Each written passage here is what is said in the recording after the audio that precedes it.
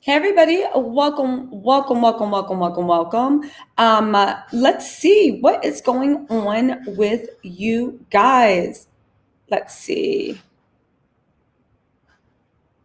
Hmm. How's everybody doing tonight?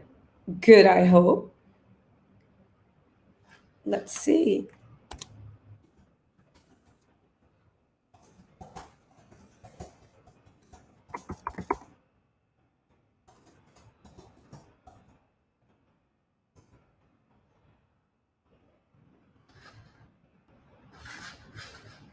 Hey everybody, what is going on with everybody? Welcome. I'm glad everybody is here today. Who's in the chat today? We're just waiting for a few people. Where is my girl? Let me drop this in the stream. Hey, what's up, Joanne? What's up, Denise? Hey, Mika. Hey, Joanne. And of course, hey, my red lipstick hustler. Oh, okay. You guys also, Lily Red Lipstick Hustler is going live on IG right after the show. So go ahead and catch that. It's going to be, yes, we're ready to rattle tattle. All right, Miriam, here's the link. Let's drop that link and let's join.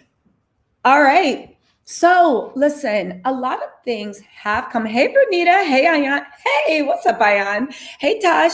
So listen, while we're waiting for our special guest, you know her, not paid by anyone, Miriam. Miriam actually messaged me, as you guys see, right? Where Miriam actually messaged me about what's going on in the case. I am going to be on later on with Alex Salt, Brooke Ashley, and also All True Tea to talk about it in detail. But this is just a little tidbit that she put across my desk about the way Ron Richards, the attorney on the case, is actually 7 p.m. at Lily Young is Lily's thing. But if you're interested in Lily, she's doing a recap on Instagram Live. But let me just get to this really quick. He's been accused of doing the same thing Tom Girardi was, which is taking advantage, right? Which is taking advantage of. Hey, what's up? I'm just giving a little preface.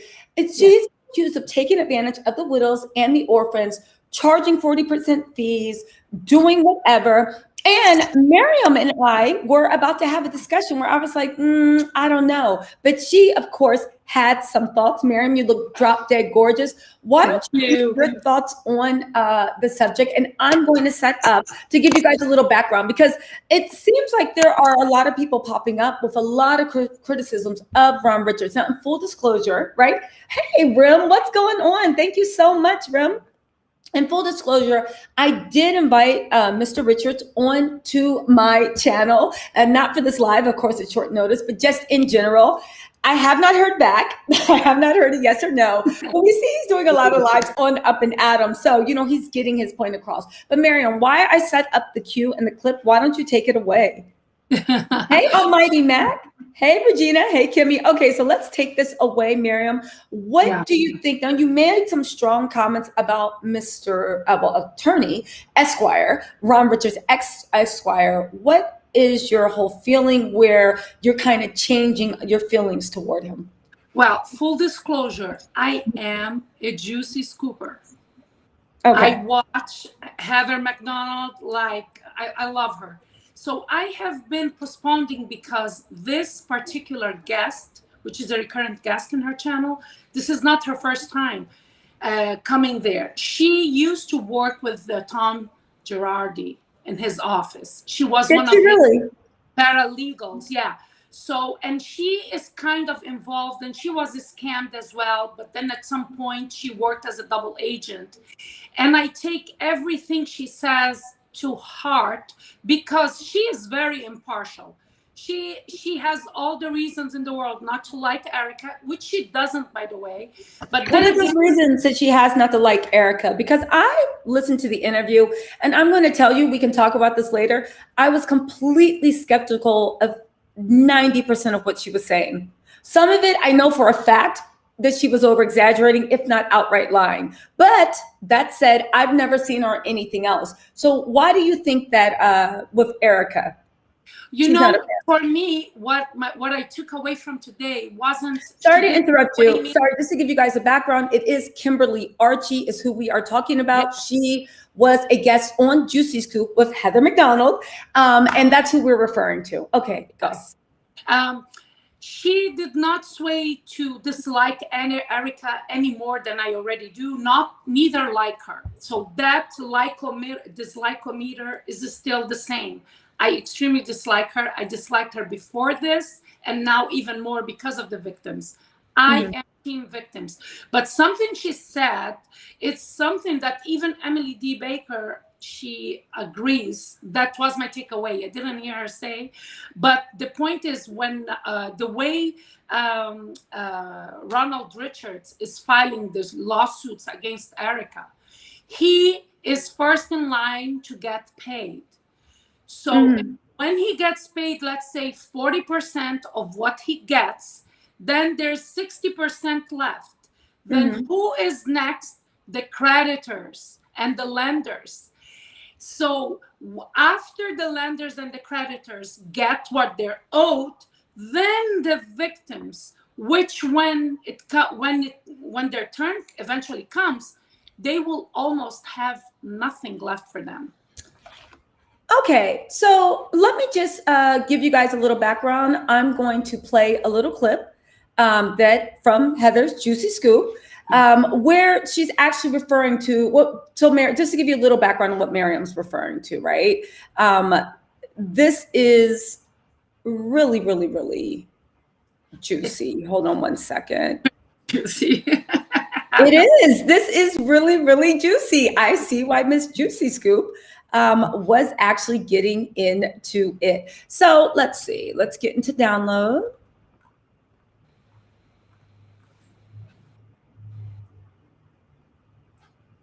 Little technical difficulties. Sorry about that. You know, it's my first day with my new computer, so please forgive me. But while I'm loading up, basically the gist of what she's saying is she's outlining exactly what Miriam said about the fact that the victims have to get something. Nobody else will get anything. First, the people that will be paid is the law firm, the lawyers, then the law firm, and then we will move into obviously paying the victims, maybe, right? It should be backwards. It should be the other way. This is so messed up. And that made me, I'm not bad. I hope Ronald Richards, because I'm really a fan of what he's doing. I am thinking he's helping the victims, but I hope because of all this publicity that he's getting, and you know what? Kudos for him. But I hope he will do right by the victims. You know what I mean? Instead of taking the whole thing for himself or his attorney fees, we don't know how he's going to bill. I hope he's going to do right by the victims because this is his premise. Every time he says everything in defense of the victims. But is it actually like that? Because today I was like, just the other day, I was like, thank you, Ronald, when he came on Up and Adam. I'm like, I don't want to sound like a flip-flopper, but I didn't know that was the order. I was ignorant in this. I'm no lawyer. But when she said that, then that resonated with me, something that I heard with Emily D. Baker, and then on Zach Peter, his YouTube, I never understood why he doesn't like Ronald Richards, but now I do because today he said the same thing. He goes, we are team victims here. The way the payment will, if he wins what he's filing against Erica, he's gonna be the first one to be paid, and then her attorneys. So there's a woman, she is, I think, the state trustee. Yeah, she's even before, she's after Ronald. Well, so what Miriam's referring to is what Ron Richards has come under fire for. His attorney's fees are alleged to be 40%. The trustee has a cap on what they can pull. And then there's going to be the creditors and then the victims. I'm a little confused that Emily Baker, I have watched her channel. She is a prosecutor. I find her legal opinion to be a bit on the conservative side. However, that's what prosecutors usually do. They have to be conservative, whereas defense attorneys have to be gung-ho, and we find the truth someplace in the middle. So with Emily Baker, she is authoritative, but I do find her legal opinions to be very, very conservative. When you go out into the other gentleman that you mentioned, I find that the reason he has so much criticism for Ron Richardson is because Ron Richardson is really operating kind of like as a legal renegade, right? But I find when there are high profile cases, everybody complains about, oh, celebrities get away with this, rich people get away with this. But you don't realize that part of the reason, and this is my opinion, that they get away with it is because the legal system is very type A. If you look at the different personality types, there's green, there's blue, there's yellow, right? These are 4 different, and red. Most legal people are very type A, and they're also very blue. Blue is very process oriented. Process oriented is where even if you get the right result, if you didn't follow those steps, you're wrong, because the point is to follow the steps. It's not for the result, right? I know you know this, Miriam, you know everything, but I'm just, explaining it for the people in the back. Ron Richards, from my opinion, is the type of lawyer that's needed on this case. Eric and Tom are very powerful. It looks like, by the way, the Supreme Court of California, who hardly ever tries these type of cases, is saying that they should actually open up all the bar complaints from the last 30 years. So all the victims of Tom Garrotti can know about each other, and in hopes that it will actually spread more message. When you're going against a Goliath, I believe a David cannot do things the same way. It's fine to be conservative when you have the power, when you have a kid that maybe sold like a nickel bag of marijuana and the whole state system's going after them. When you have like a local politician that got too greedy, and you have the power of the United States government going after them. But when you have somebody that is proven, allegedly, they have the state bar in their department, in their pocket, they have a lot of judges that they appointed that owe them favors, right? They even helped get the governor of California appointed. Can you really go and do that whole, I'm going to keep my head down and just talk about the facts? Because when you think about it, we like to think that our legal system is all about justice.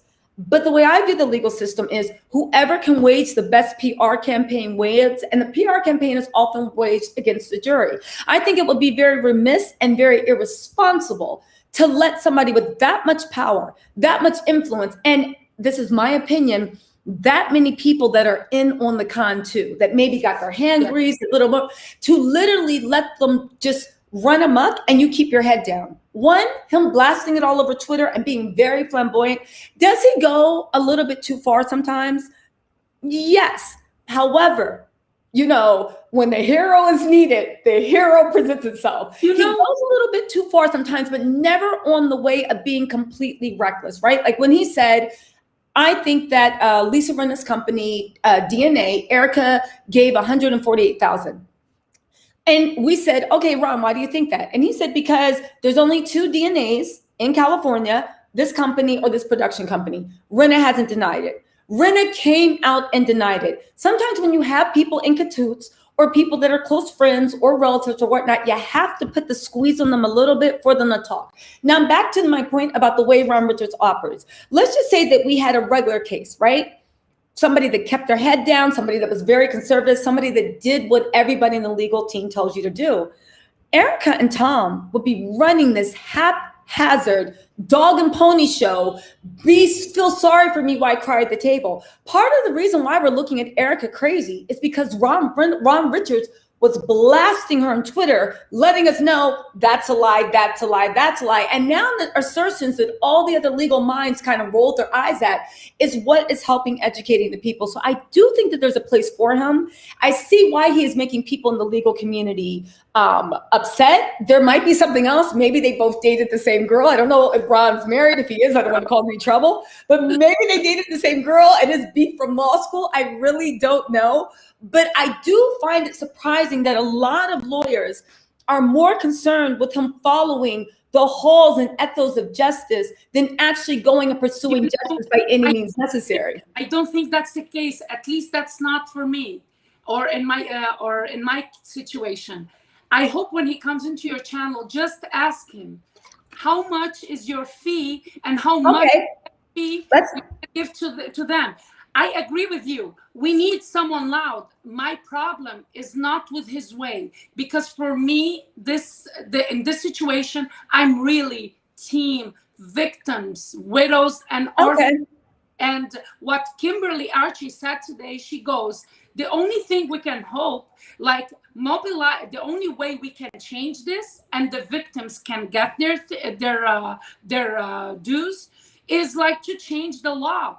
We have to call no, seriously, wait, because the law is, this is how the order is. This is not something made up, and this is not something that only Ronald Richards is doing. In any case, they always take the attorney fees first, and then the lenders, and then the victims. This is the way it goes, and this we would hope it would change after this, after we discover everybody in cahoots, because this goes deep. This goes deep in the state. It's not only... I agree, but I find it odd that now everybody, and this woman that works for Tom, and I'm going to make a video about this tomorrow. Maybe you can do a guest appearance. I really am looking at her sideways. First of all, would you say that a doctor didn't care about his patients because he expected to get paid for his services? Would you say a social worker didn't care about the kids because they expected to get paid? Would you say that, I think that well, hold on. Would you say a doctor that said, listen, I'll make you a deal. There is and oftentimes a 70%, 30% chance, 70% you will die and 30% you will survive chance that you will survive this operation. I will provide this operation for free. I will get the nurses in. I will get an operating room. I will provide the anesthesia at great cost to myself. And you know what? I'll provide the service. If you live, and if I can bring you that 30% and you live for all my costs and all my troubles, and this is what I do to survive. It's not, you have to think with lawyers, and we'll get into that. If I give you this and I do 30%, will you give me 40% of what you make? Now, you can always say, well, hold on. And here's the thing with the 40%, I also find disingenuous. We'll get into that. But you can always say to the doctor, no, I am not going to pay you 40%. Okay. And the doctor says, fine. Because the thing is two things with Ron Richards. One, people think that when you go up against a huge case, even if there are victims, even if there are orphans, even if there are burn victims, that you're going to win. You need to realize that these people you go up against, sometimes they play dirty, but even if they don't, they have the best and brightest lawyers behind them. They are squad deep when they run into the courtroom. This is how Tom Girardi rose fame. Aaron Brockovich, there was a cover-up of epic proportions. That type of thing has not stopped when it comes to corporate misdeeds. So to say a lawyer takes a case, it's not guaranteed he's going to win. Now, he hopes he'll win, but you need to realize that it's not just your case. While Mr. Richards is taking one case, he also maybe has 10, 20, 30, 40 cases that he's also juggling, which may need attention, but he's taking attention off of that to work on this case, or maybe they're not going to win. He voluntarily took on. This is why I tell you the analogy of the doctor and the surgery doesn't apply, because you are seeking treatment, and the doctor then, when you go and you need a surgery, you go to the doctor. You're seeking. Who made these people sign on with them? Because here's the thing. First of all, that 40%, which is why I find what that woman was saying disingenuous. Nobody, you can charge a maximum 40%. Nobody even knows what his contingent fee is. Yeah, assuming it was 40%. You can go up. I'm hoping not. And this is why now I am looking side eyes to both him and Erica, to be honest. But why would you look at, I don't understand how this person that used to work for Tom, right? And I don't care what anyone says. It's very unlikely. And I don't want to cast doubt on someone's character, but I find it highly, highly unlikely that you work for Tom and now you're on here on the Juicy Scoop and you're saying, well, hold on. You're saying all these things legally to make it seem like there is something untoward what he is doing. He is charging the standard case. Listen, but I'm not done. The people, hold on, Miriam. The people can actually remove him right now as counsel. Nobody is a victim here. No one is a victim. She then went on to say that the trustee is taking 5%, which that's untrue. And if she has any legal background, she knows it's untrue, because for any cases over 100,000, so what happens is trustees can take 20% in California, 20%, 10% plus administrative fees, 20% if it's under, I think, 1,000. 10% if it's under 5,000. If it's between 5,000 and under 100,000, they can take 5%. If it's over 100,000, the money they can take is limited to 3%. These costs are for running the trustees, finding the money, but it's also an incentive. It's a lot of work to find the money. Now, you know who could be the hero's welcome? You know who could be the hero in this situation that this woman magically forgot? Forget Mr. Richards. Mr. Richards said, Erica, just give up this 600,000 and say any other thing. Erica could literally go to the clients now and say, listen, I will not deal with the attorney, but I will give you a deal. She can literally say, I will give you a deal without attorney. Basically letting them know, get rid of your attorney. And you know what? I will not fight this. I will not lay down. The real person that is causing this and is causing the need for special counsel to go through there like the bats of hell, going in and bringing hell with them, is the fact of Erica fighting for every single penny. And I find it odd that this woman did not say that. I will never fault. Listen, do lawyers maybe charge too much? Because I know a lot of lawyers. I know that for every one case you win, there's 10 contingency cases you lose. Sometimes there's 20, sometimes there's 30, right? The fact that he may, and nobody knows how much he's charging, is charging 40%. I believe that people should be compensated for their time. Now, I know. The reason we have to do this, I know I'm a rant, but let me just finish this. The reason we have to do this is because the Girardi estate is fighting tooth and nail to keep everything. So when you get down to that, again, how are we now looking at blame for what every lawyer, whether you are in traffic court or whether you are in the Tom Girardi case, you're now faulting him and saying that he has... No, I am not faulting him. I am not faulting him. But let me give you a backstory about Kimberly. Something happened to her son because he played football.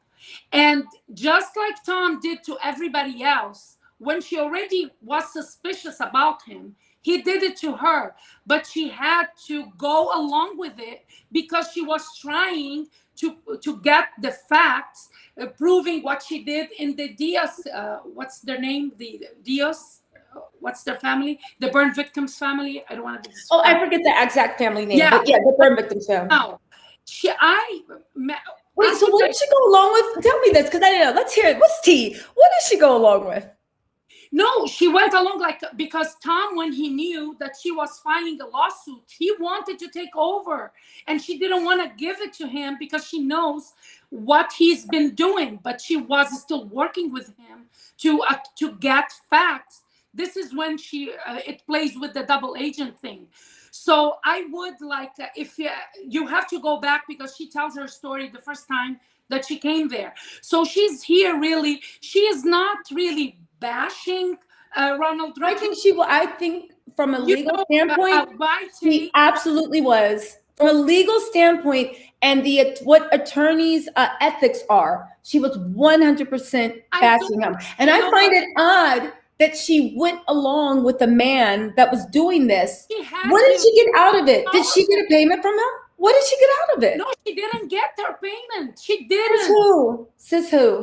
Get her payment from what was owed to her for her son. Then why would she be encouraging? Why would she be encouraging them saying, because I watched the whole interview, saying that there's no money there. When they have a private jet, they have a estate worth 28 million. They have, and even then she said, oh, the supposed money overseas. I don't understand how this woman has this type of, what's the point? They're not going to get anything. Why are they trying? Erica, why are they doing this? When he stole money from your child and you kept on working for him. Now, here's the thing. I'm not saying the money stealing didn't happen. I'm not saying anything, but how we saw with Tom Girardi, if we look at Ron Richards' legal documents, he literally, when somebody really piped up and was in the process of actually letting the cat out the bag, he would pay them off. I would need to know more about her story, and I'm not disparaging anyone, but I find it very, very suspicious that you go, and when you listen, if you look at it from a legal lens, she was actually disparaging Ron Richards. And I would actually go to say, was there some type of confidential settlement where nobody else, but you sat there and you investigated and you got evidence? And how much could the payout have been? A couple of million? Let me finish my point. Okay. What I'm saying about Ronald Richards, when I told you, please ask him, what will he do? I'm not saying he needs to work for pro bono, because his whole premise of this is that the victims were robbed. But the way the system is right now, and that is not something that Ronald set up or Tom Girardi, maybe the conspiracy with his legal ties with power, maybe it played a role.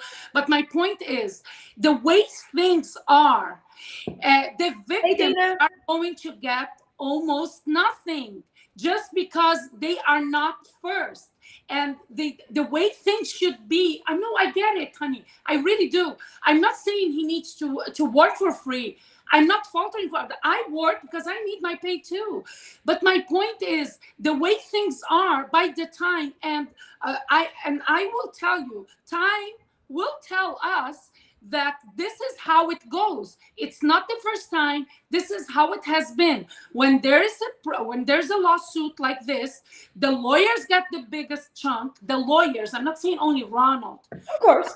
The lawyers take the biggest chunk, then comes the lenders, then the victims. And here is like, I am so disgusted by the way the law is. I hope that Ronald Richards, he does right by the victims and by himself. I'm not saying work for free. I'm not saying. Okay, but here's the thing. This is what makes me doubt this woman's credibility. The creditors, right?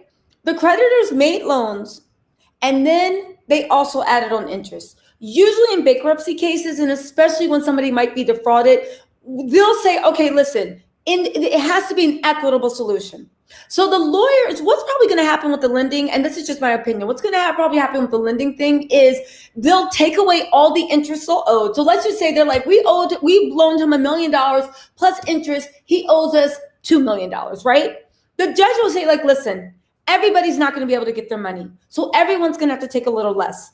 The interest, we're going to forget about that. So now you have $1 million debt. The one thing that this woman said that I found so disingenuous is, you are forgetting that that money was loaned to them so that they could fight for the original victims' cases. So what happens when you have a case, right? Let's just say you're injured and you can't go to work anymore, right? When you hire a lawyer, one of the reasons you're paying the lawyer is they actually know legal companies that can make loans to the office to pay all your staff, to keep the lights on, to do everything else while you're fighting for the case, right? On top of that, that loan can also be used to give to clients to live off of.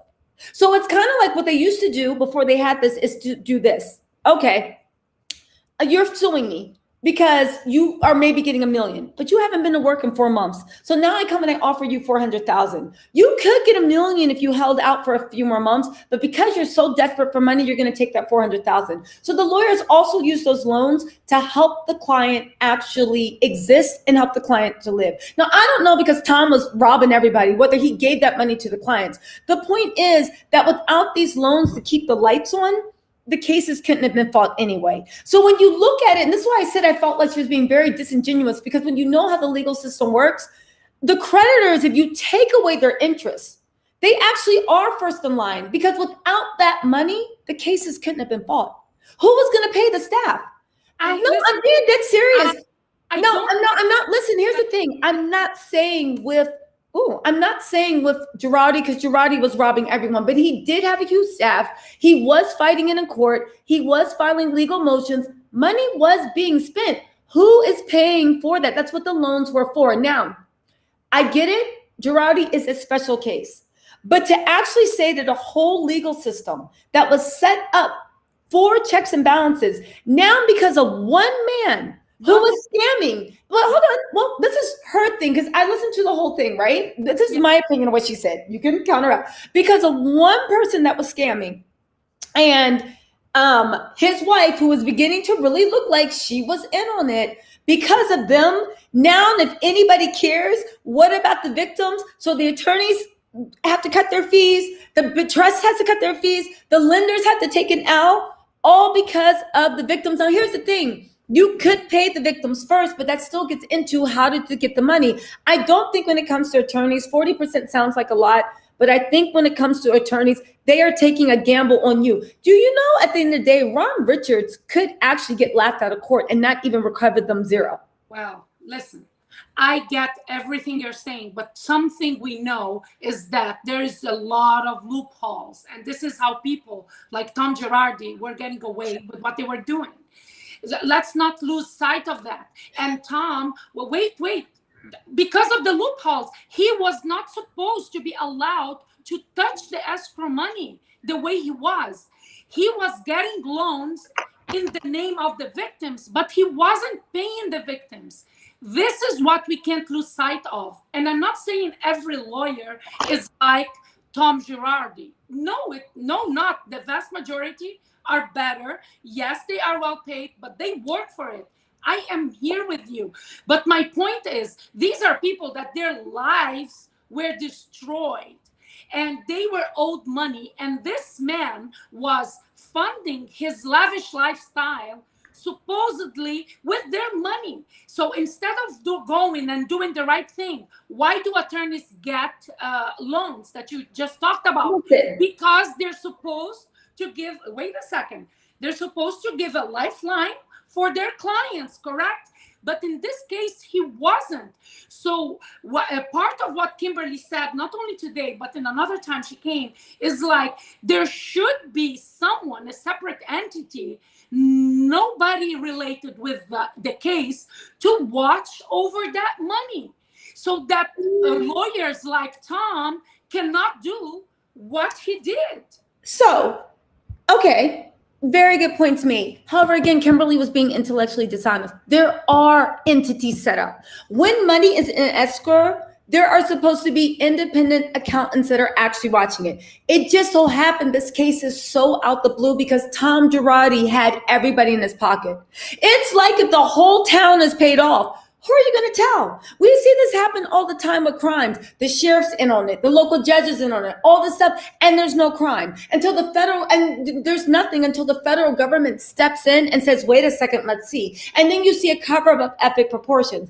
I agree that, yes, the money does need to be watched. There needs to be. But when everybody involved, that's like saying there needs to be some checks and balances in place to make sure that the cashier is not stealing from the bank. Yeah. However, there are checks and balances. But when the bank manager, when all the coworkers, when the security guard, and when the bank cashier is in on it, what do you do if everybody's on the tape? This is what's going on. Now, here's the thing. This is why I thought she was being intellectually dishonest. The way that, and I'm not calling her a dishonest person, but there was something a little cagey in what she was saying. I literally was listening to her and I was just like, what are you talking about? But I do think that the bad blood needs to be flushed out the system. And that's why the California Supreme Court is literally saying, and the Girardis, our legal team, the Bar Association is trying to fight it and saying, listen, every single complaint that's been brought against Girardi in the last 30 years, we're going to break open because that silence muffles everyone. Where all these victims were running around California and nobody knew. Do you know these people were the ones that had a case? How many other people did he just silence because he was so powerful? I'm telling you, if this actually gets blown up, we are going to see where all the dirt lies. Every dirty judge, every dirty attorney. We're going to see who got their hands greased or who literally sacrificed their legal ethics for not even money, because we see even from reality TV, the way people will sell their souls for a shout out, not even any money, just like a shout out. So I can imagine in the halls of legal justice where people are desperate to get some type of power, what they'll do just to earn favor and kiss rings. You know? Listen, you see all that you just said now. Remember what you said, why did she go along with him? She used to work with him. She is one person that works in this big firm, that after what happened with her friend first, because she is the mother of the burnt victim, and then she started, wait a second, something is fishy, so she started trying to dig, and then the fate of life, something happens to her own child. She Wow. didn't want Tom to be in it, but when he knew, he goes, oh no, I'm taking this case. So when the Almighty says something like that, how do you think she would feel? Like, intimidated, yes, but then she had a goal. Like, she was a mother trying to get justice for her child. So this is where I feel like putting the standards on her, like, oh, she's this strong woman, I don't think it's really fair, just because of the hierarchy of the company and just because of everything you said right now. Tom, he's like, he was running with the government. That's what he was doing. And everything he was doing, everybody was looking the other way because he was giving them donations left and right in the fundraisers for elections. So even people that I admire, like, have pictures with him. So this is the thing. He's very powerful. Like a lot of big fishes, hopefully will fall. But I'm going to stick to my gun as a citizen. I would like the victims to have the priority in any case, not here, especially those victims who are not debilitated for life. Okay, and you know what? I agree. The victims should be giving first priority. However, to besmirch Ron Richards' name and act like he is doing something untoward or something normal, or to act like he doesn't care about getting the victims money because he demands to get paid for his services and his legal fees. Again, this is such a big case that they could fire him tomorrow and get another lawyer for cheaper on it. You are not forced to keep the same legal thing.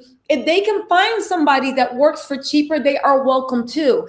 This woman, I'm going to research her a little bit and see what her thing. I find it hard to believe that she was not cursing the ground Tom Girardi walked on, that he said he'd help her. Her son was injured.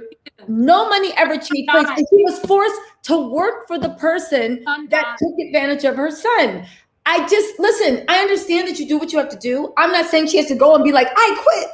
I'm not saying she has to be Superwoman. But now that he is down, if somebody did that to me, I would be right there to drop kick them in their head. Like, oh, you're down? Let me pile on down. Again, I'm going to make a video about this, and I would love to have you back about it. But there were a lot of things she said that had me looking at, like, I don't know, is this an organized campaign? People change their tune all the time for money. And again, I just find it odd that if you work in the legal system and you know that he is not doing anything. She lied about how much the trustee was taking. She made us believe that she knew that he was getting 40% when nobody knows what fees he's charging. That is confidential. I know. And I'm not taking that for granted. And this is why I'm telling you, I am not bashing Ronald Richards, but I am hopeful that he will do right by the victims, because even if he takes 30% or 20%, by the time the victims get their turn, nothing is going to be left. Nothing. But here's the thing where I said she's being, there's no more intellectually dishonest. First of all, for her to say that there's no money off seas, she has no way of knowing that. Hold on. I'm not taking that for granted. No, hold on. Here's why she said there's no money. She said that Erica spent $25 million, right? There's no money. Okay. Yeah. Actually, she spent closer to 40, right? Yeah. According to Ronald. No, according to Mark, she spent close to 40. There was 15 million paid in the Amex bill, and then there was about 25,000 that was funneled and loaned to the company. Okay, fine. So let's look at this. And this is why I think she was being intellectually dishonest. So you have, sorry, I lost her. So intellectually dishonest. There we go. So you have literally saying there's not going to be any money left. They have 2 private jets that they, unlike Simon Gabodia, they own, right? They have a 28 million estate, which to my knowledge, if it has a mortgage, the mortgage is just a fraction of what the cost is. She has countless cars, countless Hermes bags. They have $1 million paintings hanging up. To literally say that and also let's look at this when she says, everybody, even Ron Richards admits that Tom Girardi held on to the finances of the company with a vice-like grip. This secretary, paralegal, I don't think she was an attorney. I hope she wasn't by what she was saying, but she was secretary, she was paralegal, maybe she was legal support, whatever she was. Even the partners had no idea what Tom Girardi was doing. This woman had no access to records. You do not know how much money was being taken in or out. If you did, you wouldn't have let him represent your son. You are now telling us that you, with just as much knowledge of what Tom Girardi has, you're now telling me there's no offshore money when the special counsel, she had she had no choice. Wait, no, listen to me. No, listen, this is my point. The special counsel thinks that there's money all seas. The trustee thinks there's money all seas. Forensics accountants that do this for a living think that there is money overseas. Tom Girardi, maybe total, it's missing. He owes 150 million. You guys are not counting the part that he actually legally took. That 150 million is the client's money. But if he took 150 million and he was taking 65% in fees between his admin fees and that means that you can triple that. That means that there's $600 million that he won from these cases. 150 million was misappropriated. That 300 million, right? That 300 million is somewhere. Where is the goddamn money? I don't care how many videos Erica made. Where's the money? There. I am not saying they don't have money hidden. Yesterday I told you, I'm sure we have Cayman Islands and they have those private jets that every time they were taking stuff with them. But here's the thing. They know how to play the system. Now, visibly, they have no money. Visibly here, I'm saying they have no money. There was the robbery that robbed stuff. Do we know how much they generated from this estate sale that they had? Listen, let's Google, right? They didn't steal the private planes. Those are still sitting on the runway. They didn't steal the cars. And that $28 million, or maybe it's a $78 million estate. They didn't steal that. Even by their calculations, if the lawyers if the lenders are saying, listen, you guys can't charge interest. And even out of that 100 million, because there is a loophole that she did not mention either. If they can prove that the paperwork he signed was fictitious, which by all accounts it looks like, the judge can actually put the victims in front as a creditor. The right the creditors is saying that he actually secured it with something. The first creditor, I believe he did have something to secure. The other creditors, he attached to the exact same thing. There is something in the line of payment, the line of debtors, where the judge can say, you know what? The victims are going to come first, because basically you guys did not do your due diligence. And that's the problem with the lending companies. They didn't do their due diligence. So you put yourself in a situation where Tom Girardi could lie to you. Now that he's lied to you, you guys lose your place in line. The victims come first, then you guys come, right? And then all's right in the world. Yeah, but the lawyer needs to be paid. I am not saying he needs to listen. He needs to be paid the agreed upon amount. And neither did she. And I just want us to focus on the real villains here. I don't care how much money Ronald will end up with, or she might not saying the whole story. I don't think neither Ronald or Kimberly, they're the villains here. You just said the key is in the hands of Erica now, because she declared Tom as mentally incapacitated. So she's the only one mentally, liable. But my point is, I'm not saying that he should work for free. No, get your legal fees, but do right by the victims. I feel like the victims, they should be paid first, no matter what type of situation it is. Like I feel like victims, they are the victims, and in the name of the loans and this and that, I just feel like that's not fair. It's not fair, but this damn earring. It's not fair, just like my earring falling is not fair. Let me take these out. But I will say to Kimberly, I want to go into her backstory. She literally said out her mouth, what is the point of pursuing? There's no money there. There's no money here. No, she said she doesn't, but there is. Because if there was no money, no, Ron, let me tell you something.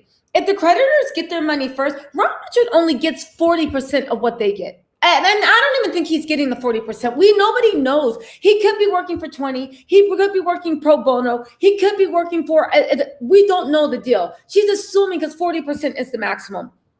If the creditors, like she said in the interview, take everything, then Ron Richard really is an angel because he's working for 40% of nothing. And you see what I'm saying? No, there's money there. Everybody knows there's money there. Tom Girardi, and you know who else knows there's money there? Erica right now is fighting. Well, hold on. Let me tell you what Erica's fighting for. Erica's fighting, one, to be number one, right? She wants to say, no, first spouse, blah, blah, blah. But you know that what she's fighting for is to come after the creditors. Yeah. So if there's no money there, why is Erica fighting to come after the creditors? She's fighting for when the creditors are done, everything that's left over should go to her. That's what she's fighting for. So if there was no money for the victims, why would Erica be fighting for that? But this is my thing. I'm not saying that even if he's only taking 10%, for them to find the money overseas is going to take years. Yeah. And time costs money. So this is what we have to keep in mind.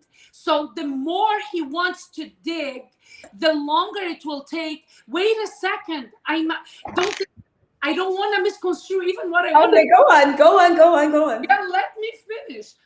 The longer it takes, the more it's going to cost, even if it's $1. But if it's going to go forever, that money is going to drain. And Ronald, he as the attorney of this side and the attorneys of the other side, they are the first in line to get paid. I am not saying attorneys. Okay, sorry to interrupt you. Go on. I am not saying, yeah, because Tom, he has his attorneys too. But they're not going to pay. No, Tom has to pay his own attorneys. He can't pay them off of any of the funds that are found. That's why Ron Richards is really like, he literally is subpoenaing Tom's brother, Erica's court records, her bank records, which he's fighting, and also Tom, because Ron said the same thing. All his assets are frozen. How are you paying your attorneys? How are you paying your conservatorship? And how is Erica living? Because all the assets are frozen. And let me tell you, those attorney's fees cannot be paid out of any of this money they're fighting on. He has to pay it out of his own money. So go on, sorry. Listen, for me, it's like, I am not saying Ronald Richards is a villain. Ronald Richards and even his persona is needed here to mobilize people. I feel like we need to bring light as people, as citizens. I'm talking now. I'm not talking as an avid Bravo watcher that I am. I'm talking as citizens. The system needs to change. There should be more observance because one attorney can do a whole lot of damage. So he knows the loopholes. He got infiltrated in the system. He's powerful. He has connections. Everybody was looking away, and he got away with this. And what we have watched on TV was him funding that lavish life of his wife on the dime of victims. And this should be dealt differently, and the laws need to change so that this doesn't happen again. I am not taking away from good lawyers. I don't want Ronald Richards to go more silent. No, I'm loving every minute that he is giving heat to Erica so that Ice Queen becomes the real witch that she is. And we are seeing her play out in front of us. Okay. Because she wants to buy tooth and nails to keep this money for herself. I told her once, and I'm going to tell her again, Erica, it's in your hands to turn this around. in your favor. You're looking at the short game here. Because I agree with you. She knows where the bodies with money bags are buried. She can turn this around. She should say, I don't want lawyers. I want to make an agreement with the victims, and I want to start paying them back. Period. And then all of this goes away, and then she can revamp her her public figure. Everybody will say, wow, Erica, thank you. You are doing right. You didn't know before. This, if we're going to believe that she doesn't know. I don't believe that she never knew. I always said this is a business marriage. It wasn't ever like just a sugar daddy thing. For me, it was a business marriage. He has all his mistresses, and she had her guys. Let's face it, like, do you ever think she was into No. No. Let me tell you something. You mean to tell me, Miriam, that if somebody was transferring $20 million to your bank account and you had a $15 million Amex, you're going to be looking at the pool boy? Erica is not dumb. What idiot would do that? No, listen, I see what you're putting. Maybe she did, but if she did, it was with Tom's permission. Oh yeah. I cannot see everybody in the comments. If somebody gave you $35 million, would you be seduced by the pool boy? No, well, I wouldn't even be. Look, are you insane? Get out of here! Like, stop. Consensual. It was an agreement. I said the business agreement. So both of them knew what was happening. This is why they stayed together for so long. Because let's face it, if he caught her, if he was that type of guy that didn't want her to deal with anyone, he would have caught her a long time ago. But no, he knew it was happening under his nose. Just what he was doing was happening under her nose. Upon her own admission, she knew, and she stayed because the money was coming. I just know that their marriage ended because he knew the Ponzi scheme is like that. It will catch up to you. He was taking money from here, giving money there, and then the lawsuits started piling up. Okay, Miriam, let me just address a few things that you said. Well, hold on, let me just interject for one. I don't know if it was a business marriage, but I do agree with you. Your conspiracy theory holds a lot of weight. It holds a lot of weight that, maybe they had a relationship, but she soon realized, either by him telling her or her just being smart, because she's a legal eagle, we saw in all the season of Beverly Hills, that, wait a second, I serve a second purpose. My career as Erica Jane is not because my 100-millionaire husband believes in me. It's because I am part of the whole thing. I told you guys about my conspiracy theory. If you guys didn't join the live last night, that the lovely Miriam was on. If you enjoyed the live last night, my conspiracy theory was that what they usually do with big embezzlement cases are that you maybe take out, because if you take out, like, I want $1 million from the bank, right? Do you know the way the alarms go off and they have to get this person, that person, and the regional manager has to come in, and it's like security guards there to hand you a cashier's check. So what you do if you say, listen, I have business expenses, I need a cashier's check for $158, make it out to this company. I need a cashier's check for this much, make it out to this company. I need this, that.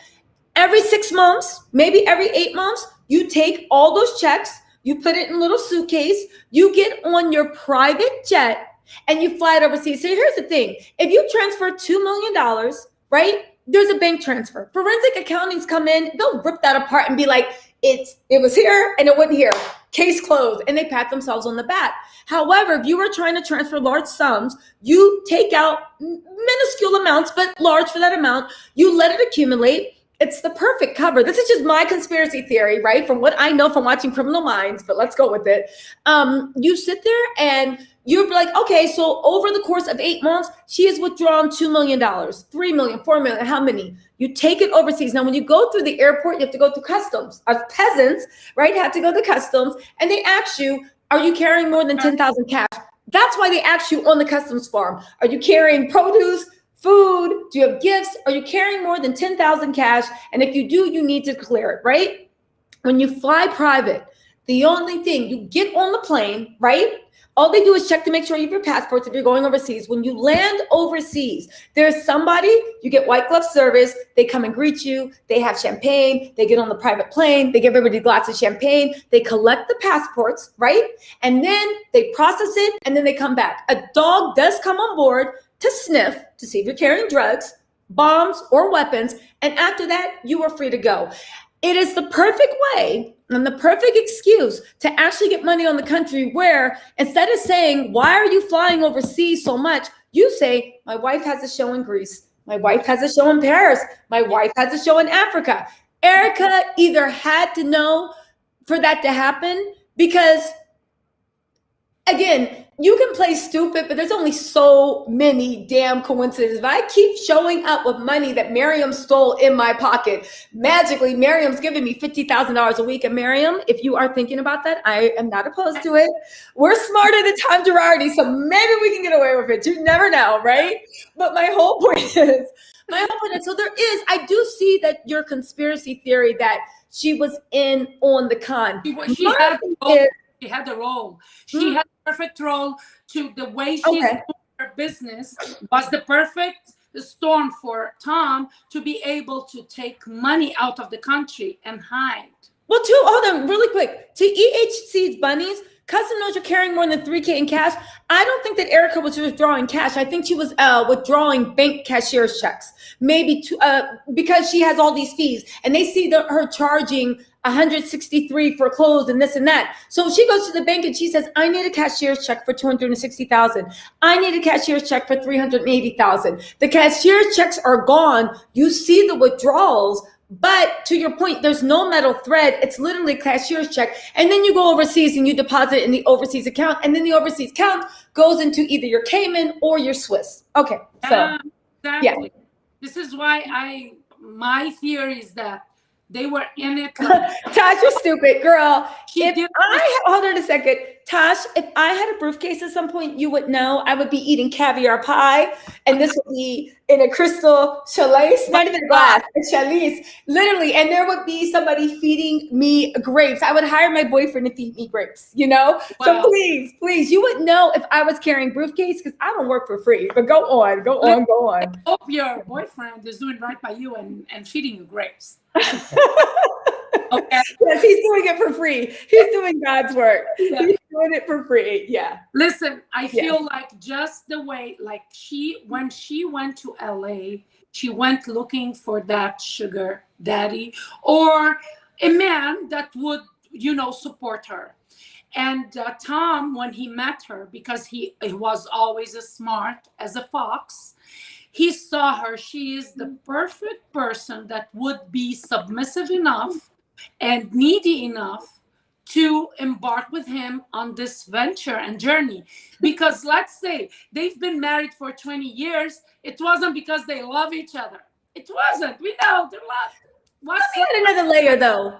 Does Erica, and anyone in the comments hit me, does Erica strike anybody submissive? Anyone? Now, here's to your point about the thing. I want to add another layer. If your conspiracy theory is to work, Erica was his partner in crime. She was at some point she found out what she wanted. She had her priorities. So she played the role that he wanted, which is not really reflective of her persona, but because she was getting money, she went with it. So she was like being the proper wife, using that pussycat thing like bow shirts, going to these events with him, and then patting on her shows with the gays. So she was having it as long as she does what he needs from her. She was cool with it. Both of them. It was consensual, just like. I think it was consensual, but I think the way she's protecting him.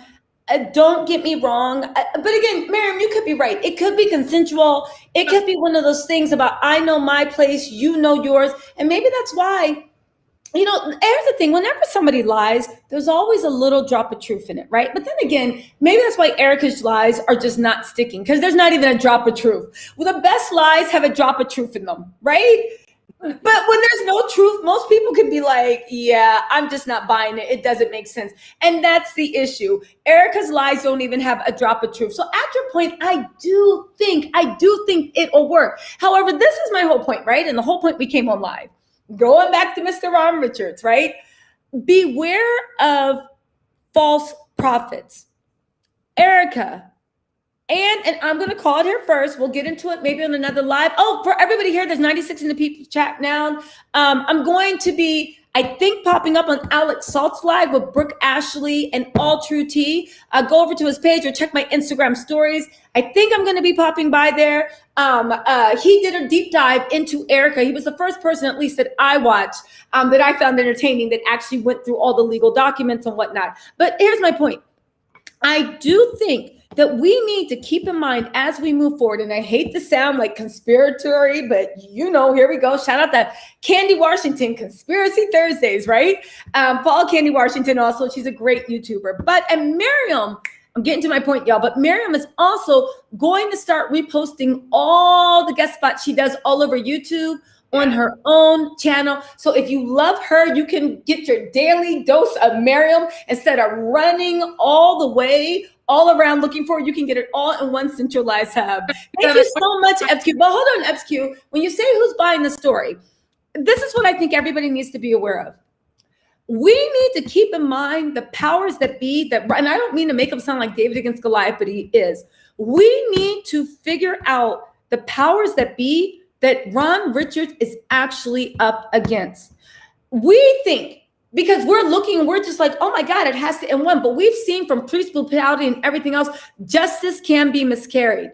So many people in the California bar are either allegedly in Tom's pocket, or they have some type of guilt by association. So they don't want him to go down, so he doesn't go down. So many judges, so many people have been paid off or actually did dirt with them. Maybe they did a mini Girardi. Maybe Tom stole 100 million and they stole 50,000. But the point is, they did a mini Girardi maybe on their things.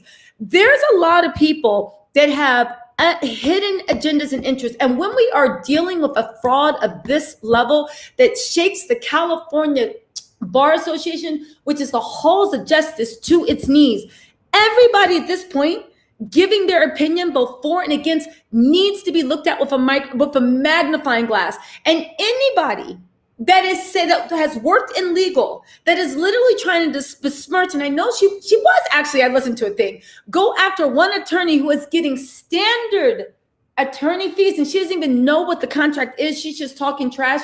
Again, I'm not saying that she's in Tom's pocket, but I'm saying she might be in Tom's pocket. Anyway, continue. And everybody that is not literally standing up, being like, I don't care if there's no money, rip that man's life apart, sell his socks on eBay, sell his dentures on Mercy, rip that man's life apart. Who started this whole thing against Tom? Who? She's a friend, the Diaz Gomez family. She is the one who started going after him.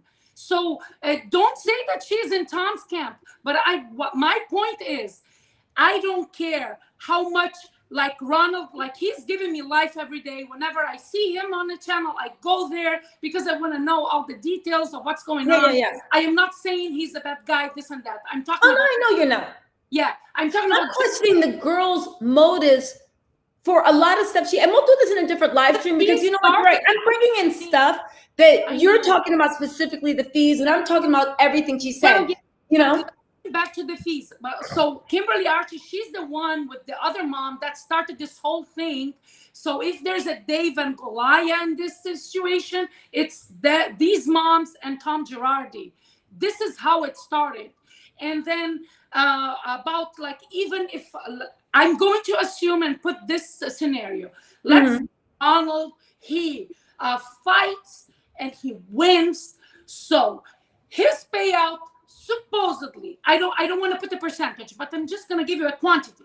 He gets $1,000, and then the creditors get $400, and then if the whole money that he won was $2,000. and then how much is gonna be left for the victims? For me, this is what's messed up. And for me, here is my plea to Ronald, since because of the way the system, no, wait, please, just get my point.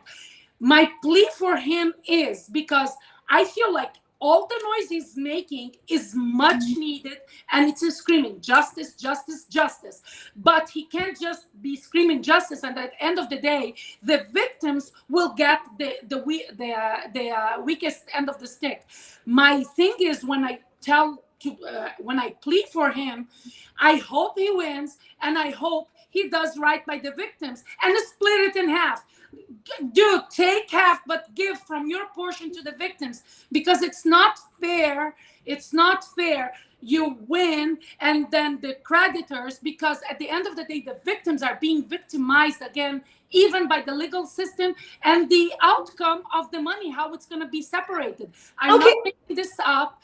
This is how the system goes. And for me, this is what's so unjust. Okay, I agree with you. The system does need to be changed. I do not think this is the case to talk about it. I really honestly don't, because I think it's all smoke screens.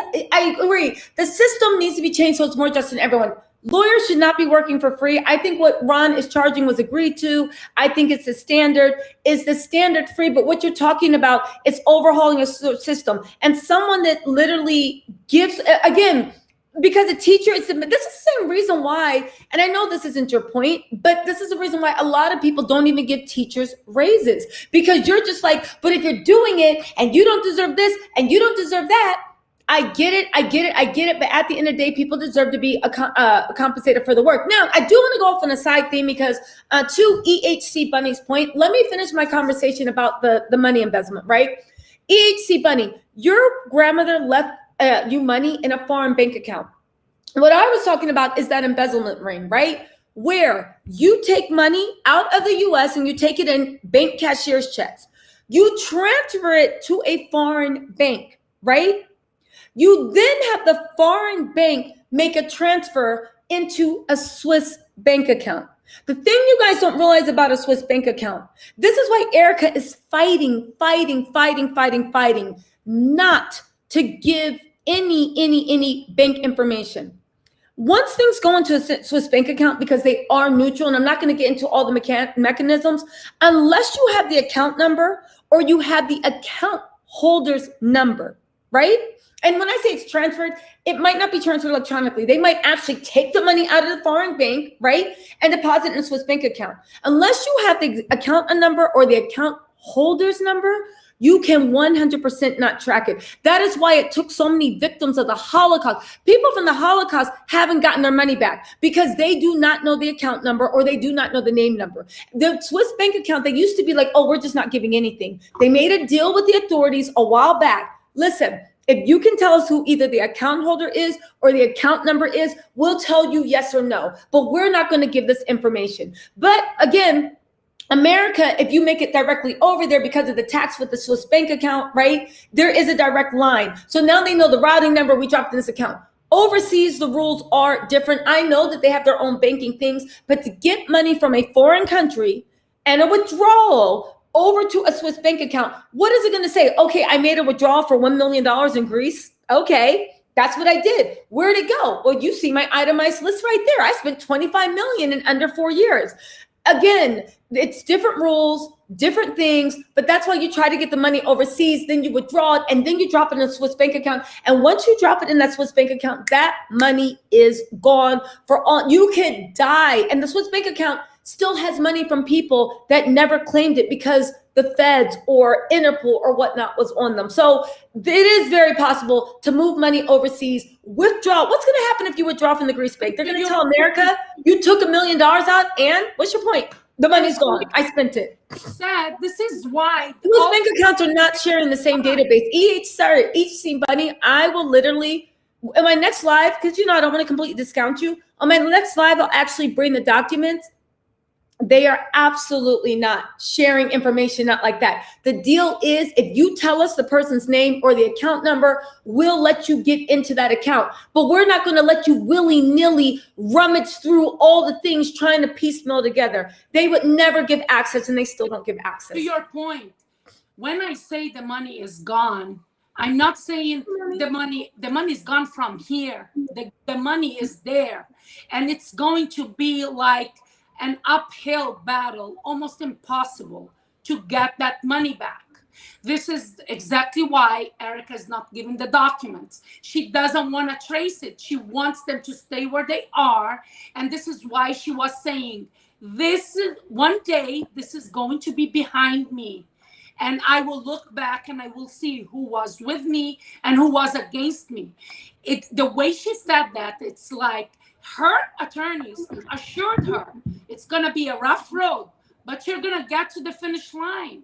You're going to get to the finish line, and you're going to have all that money over there, and nobody has. For me, it's like, this is what's so disgusting about this whole story. And I will disagree with you saying this is not the case to talk about. I think this is the case that we need to talk about, overhauling all these laws, because this is how the rich is richer. In this country is working on the backs of middle class.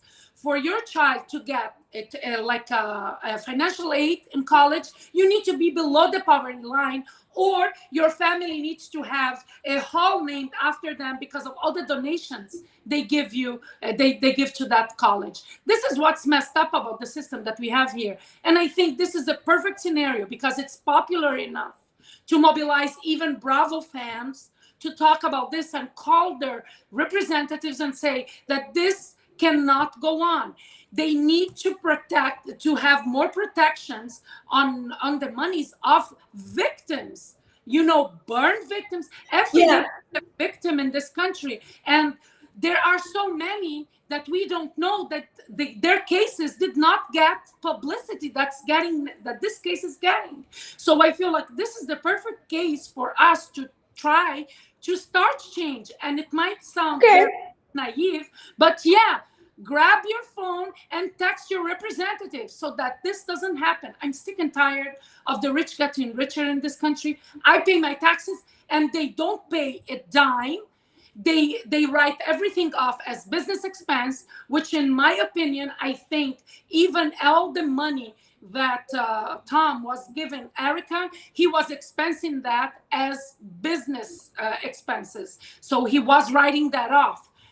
If things might come to surface, I'm not saying I know, but I just see where this is heading. We saw a lot of politicians doing the same thing. It's the same formula time and time again, and I am sick of it. And if there's money granted, I just want the distribution to be fair. Creditors take some money, the lawyers take some money, and the victims should take some money. But you know what? I don't want. I agree with you. I agree with you. I definitely agree with you. But again, to that girl's point where I think she was being intellectually dishonest, if Ronald Richardson gets a penny, the clients are getting 60%. Ronald Richardson is taking 40%. He does not get paid first. He gets a portion of. The victims will get 60%? Yes, Ronald, no, that's what I mean about her being intellectually dishonest. The way contingency fees work are the lawyer gets the lump sum. He takes, and we don't even know if he's taking 40, but let's assume he's taking the maximum, which is 40. He takes 40, the clients get 60. That's what's happening. That's why I said, how can Ronald Richardson get paid first? Can I tell you something? Because this is how it goes. This is why he's going to get paid first. But just like Erica, the things are at Erica's hand, and she can disclose the documents and make a deal with the victims to get them back. Vicky is also in Ronald Richards' hands. He can shut this down and say how much is his fee and how much is it going to be. Why not? Why not? Who's Vicky? No, I didn't say Vicky. Victims. Oh, victims. Oh, sorry. To me or No, sorry. I thought I missed somebody. Who's Vicky? No, listen. So victims, okay. But here's the thing. Ronald Richardson cannot tell the victims right now, I won't take any fees, because how is he going to pay and keep his lights on? Disclose your percentage. Be Why? upfront. Why not? You're just Because the victims, but here's the thing. We're demanding using your something. reasoning. Well, hold on. I'm We're using demanding something reasoning. the victims don't want to do. What, like, if the victims are fine with it, the No, they're victims are not. fine with it. No one is complaining about his fees except for this girl that used to work That for is not Tom true. Durrani. That What is victim not is paying? That is Listen, not anybody. true. No, I've already checked. There have been none of the people in the thing have filed any issues with the court against the They fees. just want to spend more money to get some money that they might not get. Tissa. But do you realize that you can fire him and get another lawyer that will work 20% contingency? Tissa, You can. I think you are stressing on her. I don't think, I respectfully disagree with you. I don't think she was being disingenuous. I'm using your reasoning with Ronald here. No, okay, so let's Ronald, think about it. Where's you Ron's just money said- coming from? Where, if the victims are not going to get anything and they're going to be paid last, tell me how Ron is going to get paid if the victims, there's no money for the victims. There's no money for him then. He does not get money if the victims don't get paid. First, How?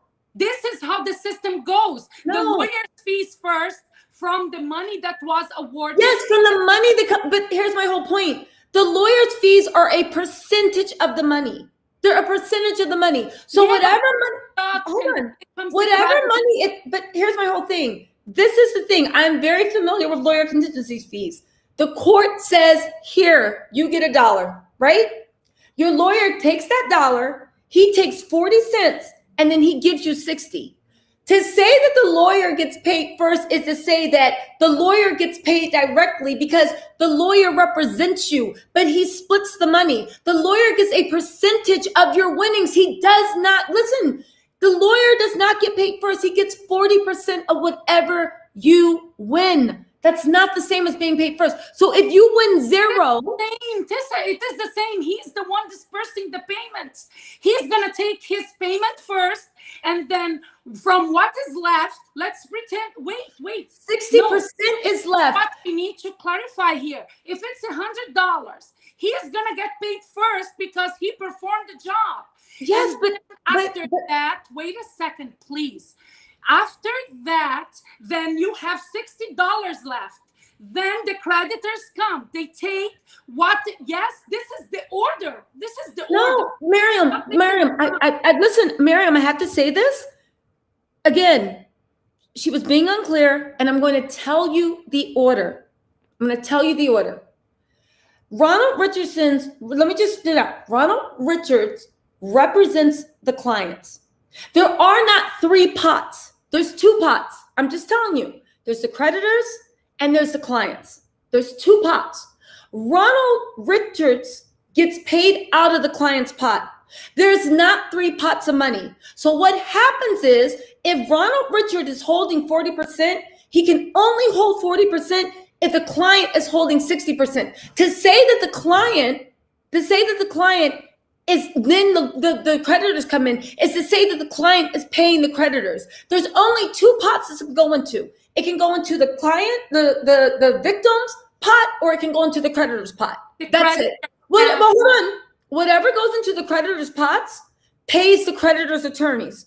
Whatever goes into the victim's pot pays the victim's attorneys. That woman made it believe that there are 3 separate pots. No, she didn't. She said it's 1 pot. It's not 1 pot. It's 2 pots, because for there to be 1 pot, the victims and the creditors would have to be literally working together. They are making separate claims. Ron Richards is also fighting to make sure that the victims get even more than the creditors and have the first bite at the apple. This is what they're paying them for. There are 2 pots, and that's it. There's 2 pots. The way the system goes, listen, and if the IRS gets in, they take over, like they supersede everybody in the order. There is an order of things how they get paid, and it's one amount that's going to be dispersed. And if they were acting, if the creditors and the clients were together, then you could say maybe some justice is going to be made.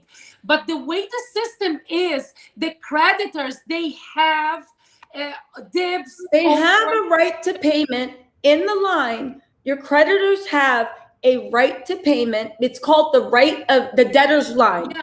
In a normal case, this is not a normal case. Well, hold on.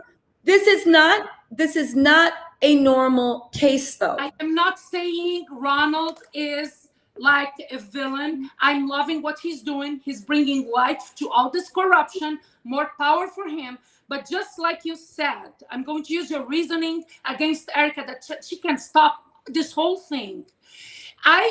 Ronald can stop all the people criticizing him as well, and it's okay. But how's he going to pay for his life? How's he going to pay for his car? How's he going to pay his staff? Do you know that this one lawyer, Ronald and his crew, are going back 20? Ronald and his crew are going back 20 years and researching and going overseas. So he is not a one-man post. He probably has a staff of 50 people working for him. So you're saying it's okay that, let's say, after all this said and done, Ronald can take, let's say, 60%, and he's not though. But no, I know. Miriam, I'm just giving you. You're saying it's okay for him and the creditors to take a bigger piece of the pie than the victim. Listen. This is a philosophical difference of opinion. We do not know what line the creditors are going to fall. That girl was being intellectually disingenuous because nobody knows what line the creditors are going to fall, because the creditors basically had unsecured loans. Hold on. In the line of debt, there's secured loans, right? Yeah. Unsecured loans are in the very, very back. Only one of those lenders had a secured loan, which I'm guessing when the courts go, it'll be the very first person he got a loan from. Everybody else is an unsecured loan. Unsecured loans come after the victims. Anyone that took corporate law knows this. Some victims, even some of the victims, they have unsecured claims. Just to point out, like, I'm not saying I'm 100% right and you're 100% wrong, or vice versa. There is, like, the way the system goes, is this how the money is dispersed? And in my opinion, I don't think it's fair for these victims to get the smallest piece of the pie. I don't care. I agree. $1 million, I want the victims to get 20 million. Listen, I agree. I agree with you. I do agree with you on that. But again, I think the laws need to be changed so that the victims will come in front of secured creditors. However, that's going to be the case. Well, okay. So listen. Well, hold on. Let's take a breather. Right?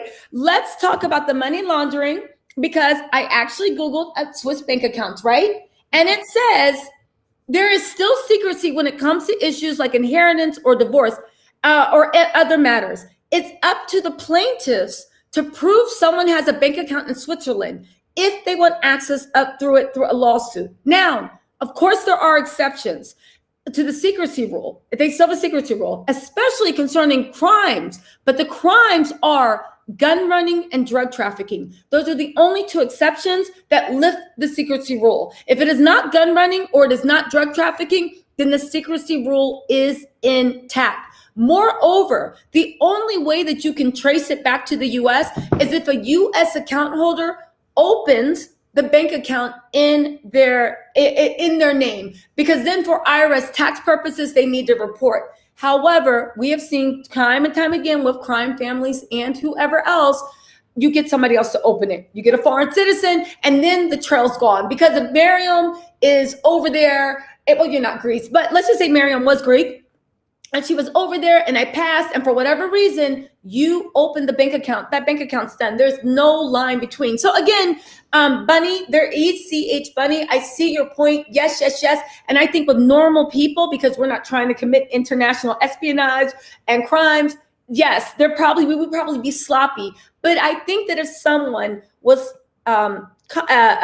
brilliant enough to operate a massive Bernie Madoff Ponzi scheme for over 25 years, I think he literally had, things. I do think that there's money overseas, though. Miriam, do you think there's money overseas?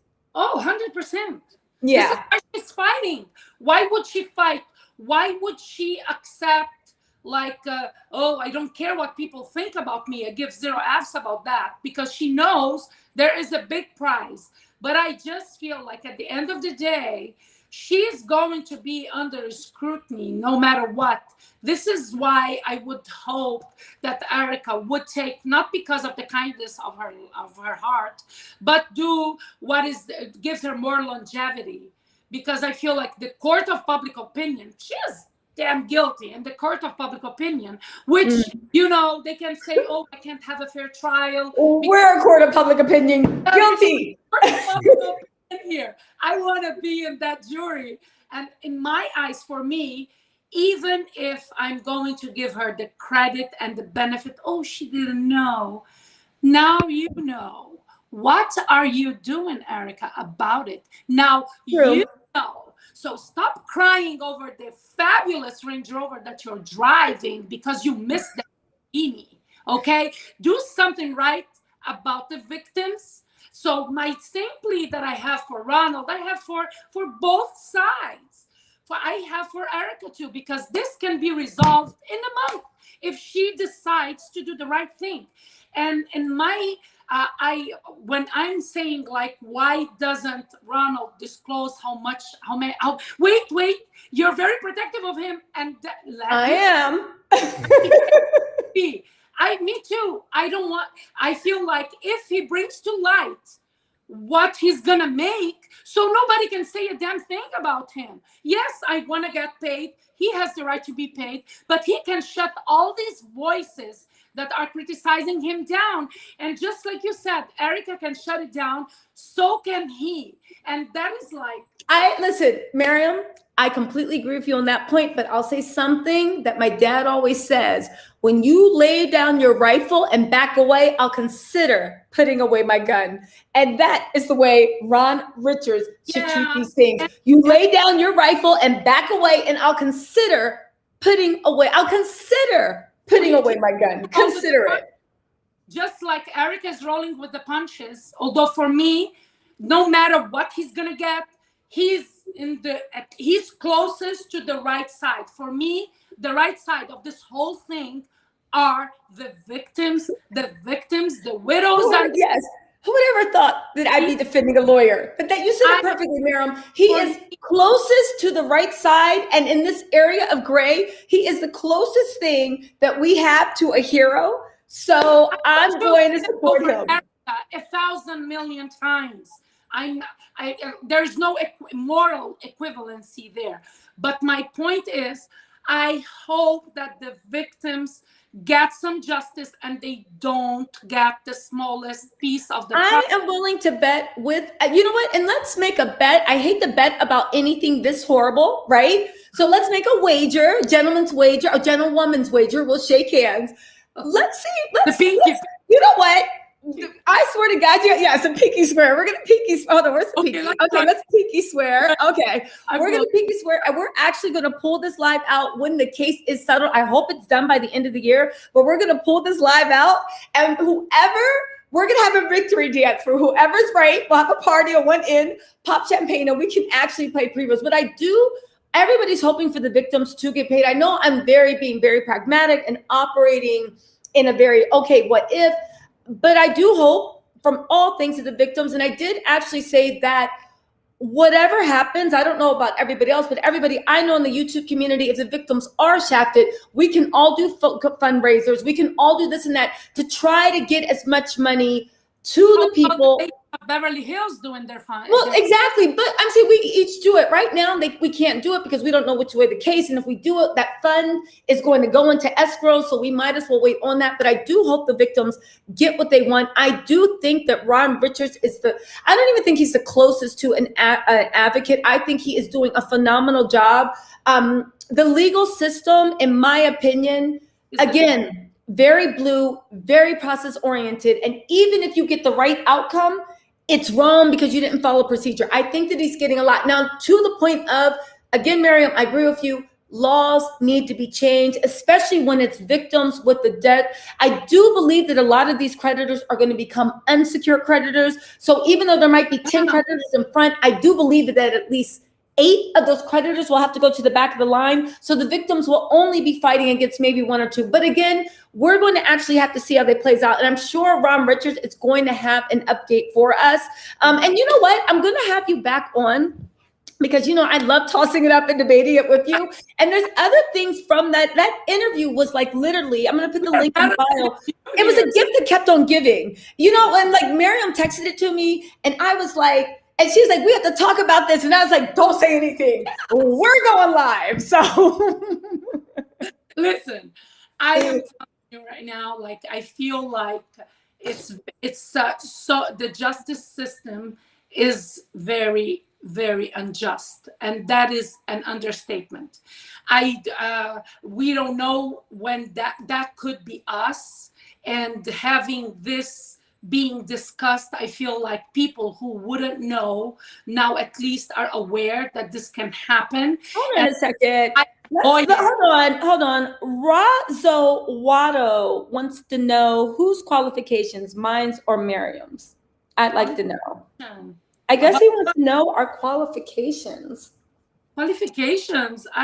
To talk about this. We are biased. I don't like to let you know about my life with Razo. I am very, very qualified to talk about this. And I'm also licensed to talk about it too, sweetie. But thank you for wasting your time. And we will see you out. Dear Dana, moderators, please block Razo Watto from the thing. I just wanted to make an example of you, Razo Watto, before I blocked you. But I have qualified and I am licensed. My opinion has merit. But even if I worked at Burger King, this is my channel, and you came into my chat, sweetie. So we're gonna make an example out of Razo and anybody watching this in playback.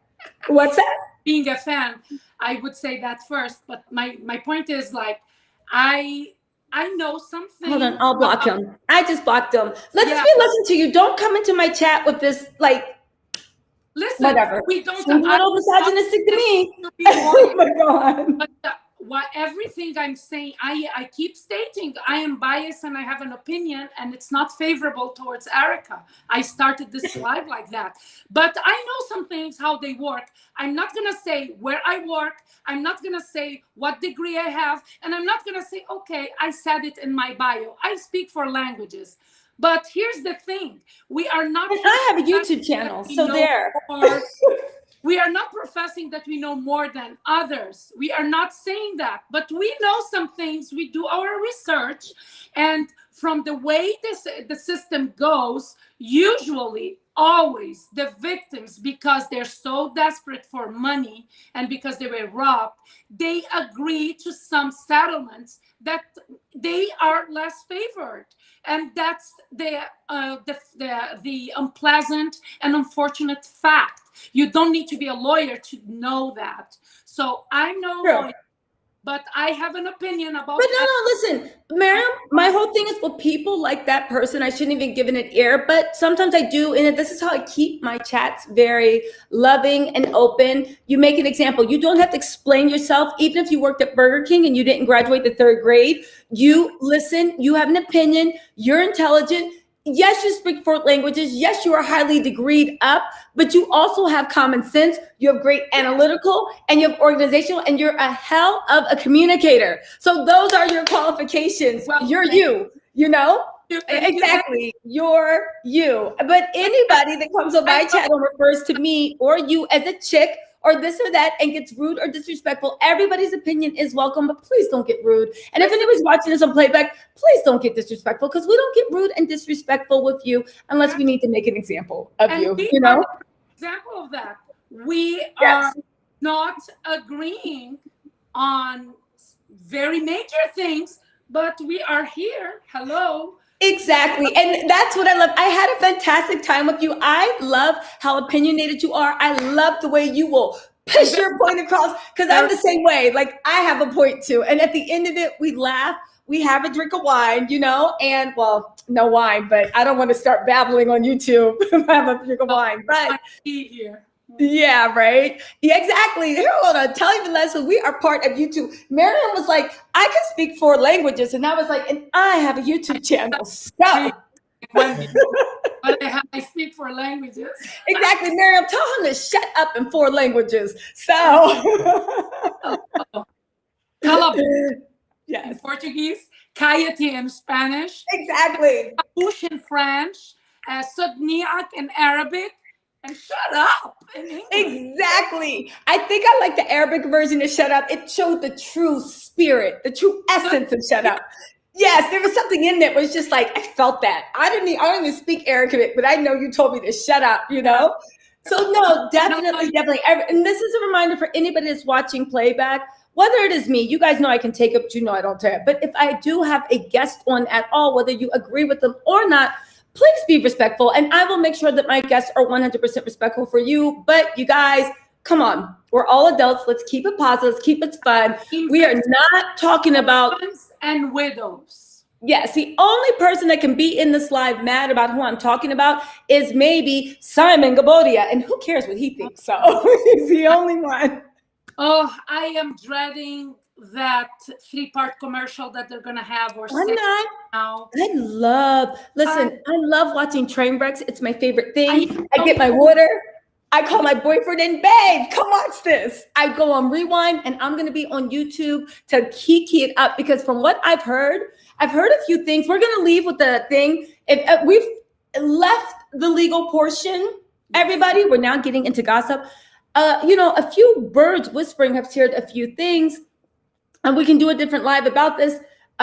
There's been a little kerfuffle, a little dust up with Portia. She is back to her old ways. And apparently streets are saying she got into an altercation with somebody filming. It was somebody very, very close to Pilar and her. It could have been a nanny. It could have been whatever. But she has gotten into a little skerfuffle. We'll see if they actually show that. We've also heard from Jalen is posting, and I've heard it from numerous women in Atlanta too, that when Simon is not in with Portia and he's posting up in the club, he's out in the streets seeing what else he can get. So, people do not, a leopard does not change their stripes. You know what they say, you can't teach an old dog new tricks, and you know. And then what else is going on with that show? And it looks like they're still filming. It was supposed to air sometime in the fall, but Bravo, it looks like, has now moved it. Now, Bravo moves around times all the time, but it looks like Bravo has now moved it to air after Real Housewives of Atlanta, which isn't coming out to 2022. The reason for that is they don't really have a lot of footage. Portia doesn't have a lot of friends. She keeps it to a circle. Simon doesn't know anybody. So they're having trouble getting footage, which is why you see Portia in the club filming with Simon's family for the weekend. They're trying because they want to make it into a family show. But again, Portia keeps a very small circle and Simon has a make-believe circle. So, we'll see. Can I talk about that family show? She swam in his wife's pool and now she's engaged to him. How much of a family is that? I know. Listen, they're trying to rewrite. Come after me. I just feel like, you want to do that. Just don't build your life and your persona and your brand shaming others for doing exactly what you did. Own your thing. Say, you know what? I should have never had an opinion on others or accusing others with no facts when it's okay for me to do it. Just own your truth, girl. And I don't think that'll ever happen because that's one thing I'll say about Portia. Portia is talented. She is charismatic. She is very beautiful, but she is also one of the biggest projectors we have ever had the beauty of gracing our TV screens. I'm beginning from watching everything Portia accused anybody else of doing. She was doing herself. But I've been there. I've literally had things happen to me that I didn't see coming, right?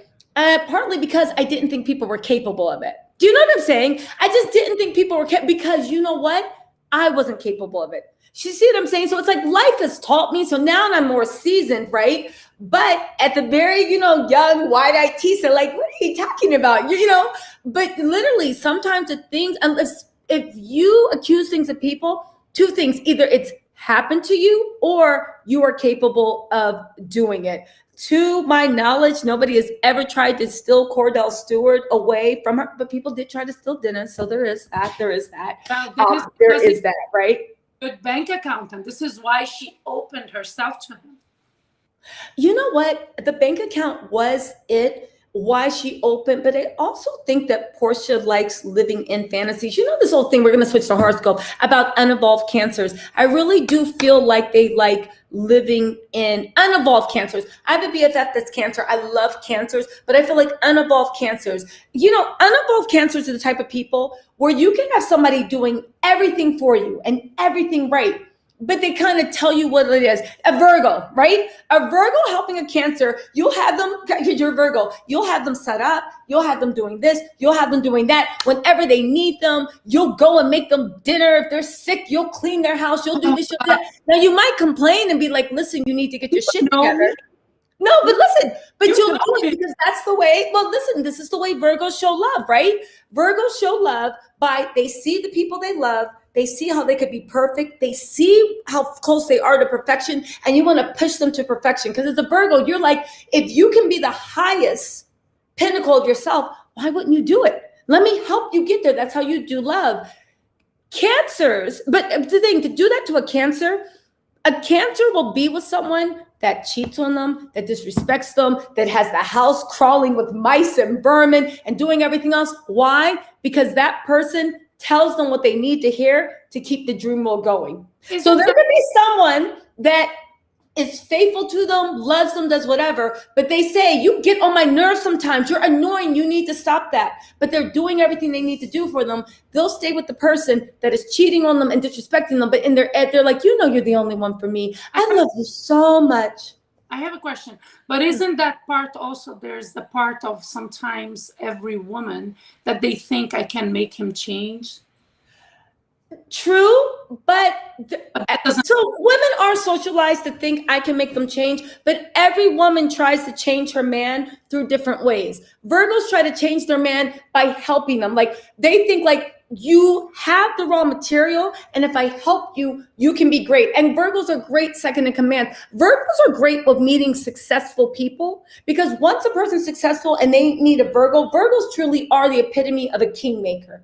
They make kings, they make queens. That's what Virgos do. So if you get somebody that either already has their shit together, or at least they're functional and they're ambitious, you guys can take over the world, you know? And you also need somebody with an ego to understand that a Virgo woman is just as smart, just as cunning, just as capable, probably more so than most men. So Virgo women don't do well with misogynists, because you're just like, what is going on? A Taurus woman, it will be like, the man's the head and the woman's the neck. And then they'll be sitting there like, I run all this shit, but I let him think that he's a man. Virgo women are like, I'm not going to be sitting here while you're talking to me like I'm just some dumb little girl. Like, no, you're going to treat me as your equal. And quiet as it's kept, I'm actually smarter than you, but we won't talk about that. We won't talk about that. Let's just focus on what needs to be done, right?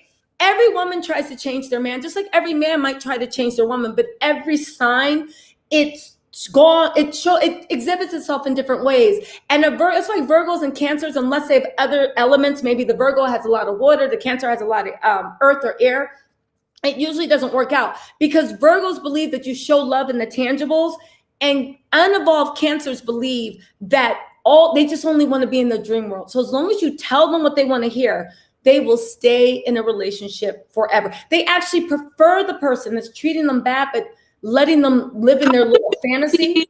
How do you see this relationship ending? Because we know it's going to end. Honestly, I joke about it. I honestly see this in it. Well, I did a tarot card reading on it. It was disaster, doom and gloom. And I was trying to find some good in it.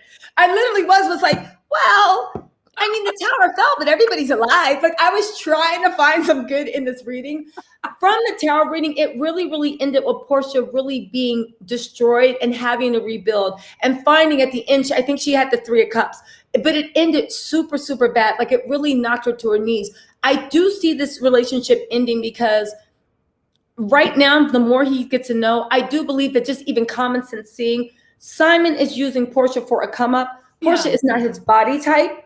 Portia is not his, the way he likes his women. Some men like their women very loud, boisterous.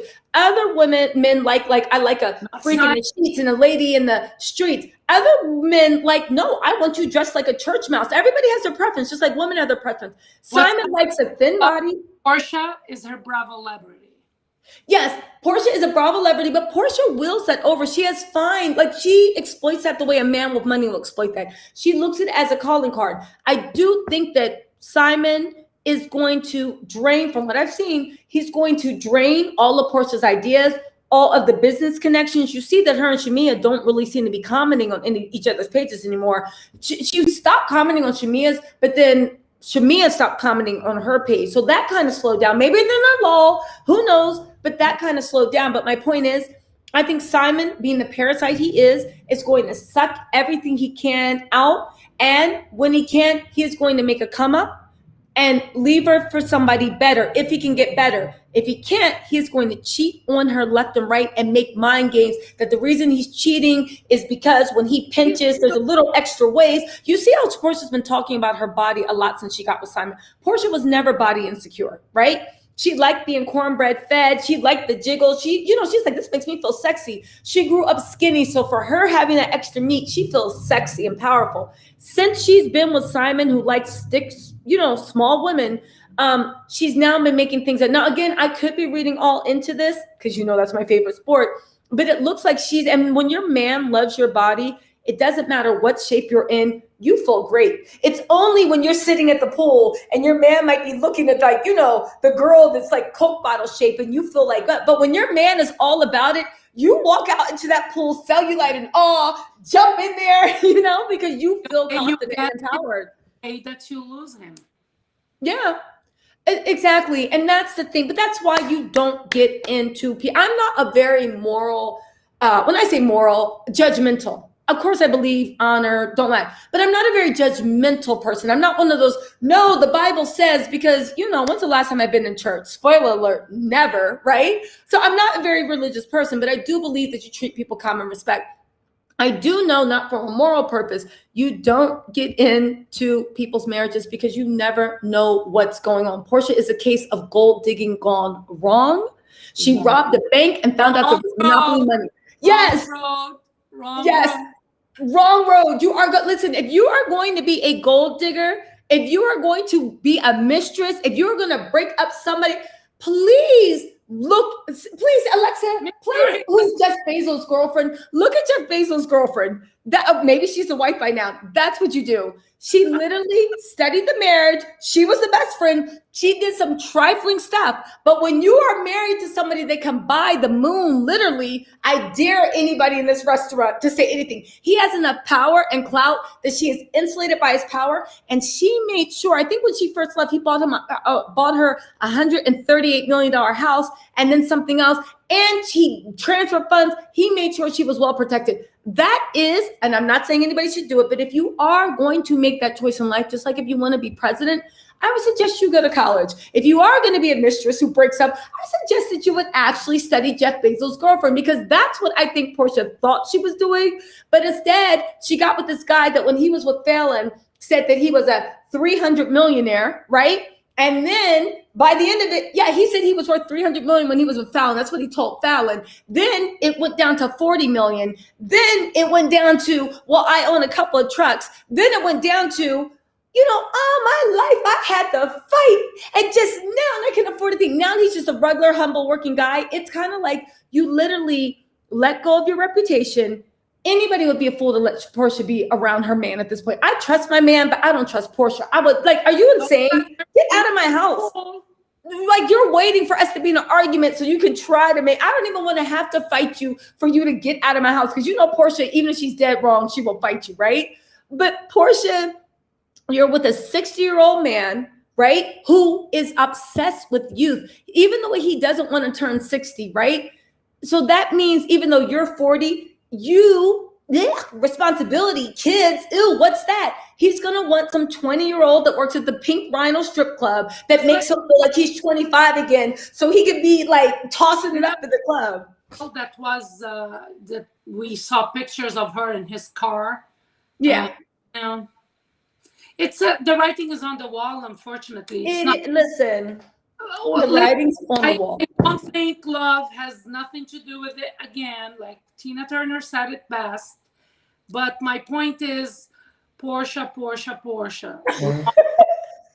Wrong road. Oh, you know what? And let's end that chat on this. That was the best reimagined inflection of Portia. You said Portia. Yes, and you summed up exactly how we all feel. But y'all, I'm going to be watching the show. Maybe I'll at least watch the first episode because you love boring reality TV. Yeah, I'll watch the first episode. Miriam, maybe we'll do a live watch party, but I want to see the wedding. I want to see the spectacle. I want to see her reenact the dances from Coming to America. That will happen. I really don't. Listen, I hope it does. I want to see her in her Alibaba African wedding dress. I want to see it all. Runaway bride. That's what I think. No, she's not going to be the runaway bride because she's in it to win it. You know, but we'll see. Money. Portia, he doesn't have money. Listen, that's what I don't understand. And the thing is, if it was really about love, or even if they had any type of chemistry, it's like, okay, fine, whatever. Like, you're 40, he's 60. It's not like you're 20 and he's 60, right? You're old enough to know better. He's 60. Maybe he's lived life and he knows. But you know what? Two people that deserve each other found each other. And I guess that is love. I guess that is love. So listen, Miriam, I got to get out of here, you guys. Thank you so much for joining. I am going to be joining Alex Salt, Brooke Ashley, All True Tea, and maybe Phil, and we're going to talk more about the Erica Tom thing. Check my Insta for that. Miriam, she is on Insta. Miriam, why don't you tell them your Insta? Yeah, it's not _paid _ by anyone. My opinions are mine. Okay. Not by anyone. And I'll put a link to her Insta in the description bio. And you guys keep an eye on it. If you are a Miriam-holic, if you are addicted by not paid by anyone, if she pays you in happiness and smiles, she is literally going to start her YouTube channel up where she's going to curate all of her guest appearances to actually is on her channel. So you can get your daily, weekly, consistent hit of Miriam as much as you want. Yeah, you can help me with that. I need to figure out how to do it. I'll walk you through it because I had to share with Fallon, the Fallon interview. So I'll walk you through it. It's pretty easy. Perfect. Okay. Yeah, it's pretty easy. So we'll start doing that. And I'll tell you how to explain to everybody else. It'll take 5 minutes at a time, but I guess if they went to a guest on their show, they'll take the time and do it, you know? So yeah. All right. Thank you so much. And thank you everybody for joining. I'll talk to you later. Oh, wait. Yes. Is your live also going to be on you? Yes, but I'm not going to be on my channel. I'm going to be on Alex's channel, Alex Salter. Check my Instagram because there's a link to the flyer, but I'm just going to be popping into his panel. It's not going to be on mine. Okay. When you share it, I will share it. I will tag. Oh, thank you so much. And yeah, we'll talk about all the logistics, but thank you so much for rocking out. Let us know in the comments, whose side are you on? Are you team Miriam and that hack girl that's paid by Tom Girardi? Or are you on the side of Justice and Truth, which is Tisa and Ron Rickard? I hope that wasn't biased. And widows. It's hard to digest. It's so hard to digest. Thank you so much. Oh, the live is actually, thank you, T-Love. The live is actually happening. I'm joining at 8 p.m. I think his live is starting at 7 p.m. On his channel, Alex Salter. And then I'm joining at 8 p.m. And also Lily Young, the Red Lipstick Hustler, she's also going live on Instagram. Alex is on YouTube. Lily is on Instagram. She's doing live and she's doing a live recap on Instagram. All right. So you guys, I'll put a link to everything. Yes, I'll put a link to everything in Alex Salter, ALEX SALTER. Check my Instagram. Yo, actually, what am I saying? Hold on. I have my Instagram. I is twirl out of here because I'm Captain Twirl. Yes, go ahead and twirl and twirl and twirl and twirl. All right. All right. I'll see you guys later. But you guys check Brooke Ashley's because Brooke Ashley is going to be on there too. So check her Instagram and her page, and she'll be on live as well. Okay. Thank you so much, T-Love. And to Dear Dana, thank you guys so much for moderating. You guys are always clutch. We'll talk all things. The reason I don't actually notify you guys about moderating is because I feel like you guys are here as a gift. I don't want to make it seem like you guys work for me, but we will talk offline, everybody, okay? But and also EHC Bunny, thank you so much. And when you're ready to spend some of that money your grandma left you, hit my super chat up, all right? Bye, everybody. Talk to you later. Bye. Thank you so much, Miriam.